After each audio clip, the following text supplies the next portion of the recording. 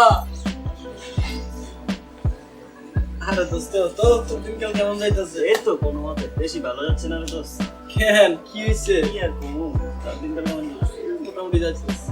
আচ্ছা মামা, তুই থাক, আমার কাজ আছে বুঝছস? তাহলে থাক, আমারও কাজ আমার আছে। কাজ আছে মামা বুঝছস? আমার কাজ আছে, চল তাই যাই। আচ্ছা।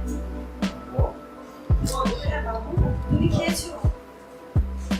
ও বাবুটা কি দিয়ে খাইলো?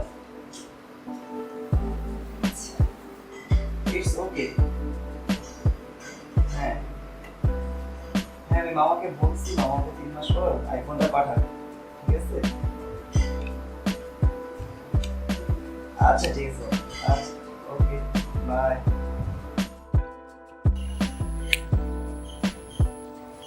ও বাবু, কখন আসছো? কেমন আছো? ভালো। কখন আসছো? এই তো 5 মিনিট হলো। আজকে তো তাড়াতাড়ি আসছো না? হ্যাঁ বাবু। আচ্ছা বাবু, তুমি না বলছো বাইরে না তোমার মামা থাকে, তোমার আমার জন্য একটা আইফোন তুমি আসতে বলবে। হ্যাঁ বলছিলাম, কবে আসবে তুমি? আমার তো বলছে 2-3 মাস হবে। আচ্ছা ঠিক আছে। আচ্ছা শোনো না বাবু, বলো বাবু। তোমার কাছে কিছু টাকা হবে?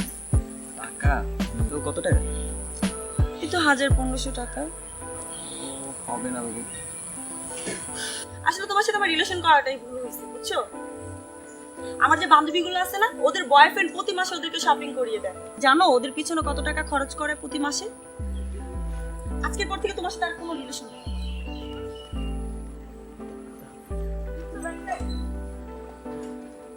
কি যে করি।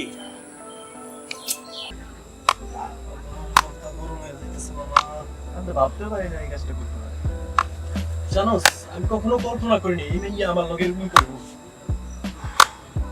আচ্ছা যাওয়ার হয়েছে তোকে লুকাতো, ও আসার টাইম হয়েছে, আমি ফোন দিচ্ছি।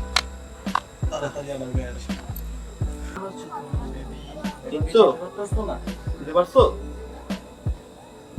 দেখো ভালো করে, এই যে আমি আরমান। আচ্ছা সিনথিয়া, এই যে তোমারে আমি টাকা পয়সা শাড়ি গয়না কিনা দিছি, তুমি কেন আমার জীবনটা নষ্ট করলা?